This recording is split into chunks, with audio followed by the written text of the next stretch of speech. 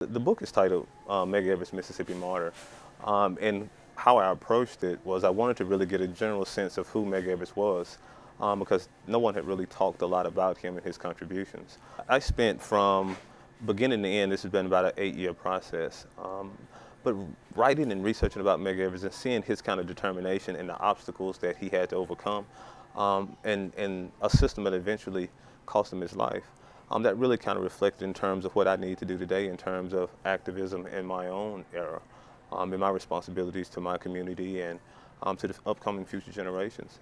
So in researching that and understanding what the environment was like in the 50s and 60s and how people saw the need to challenge inequality on all fronts, really kind of brought home to me that in this day and this time, what my responsibilities should be.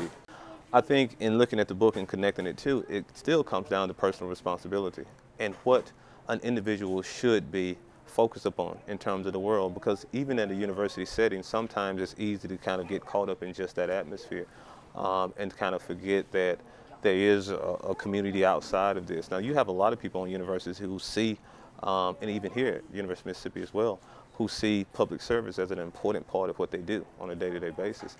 And I think that that's something that we all should kind of embrace as well. The fact that if I'm here, how can I use what I learned here to further the cause of mankind and womankind? How can I use what I learned here to make my community better? The community that I'm in right now, the community I may end up in. Because that's what people like Medgar and others did. Sure, they moved around, but it's still about what they could do to make those places better and ultimately the state and nation as a whole. And I think for students today, and for professors as well, and for people in general, that should be something that we constantly think about. How can we impact what we're doing today, but more importantly, how can what we're doing today impact the generations to come? And then to understand that we have a responsibility to think about those things and then foster solutions.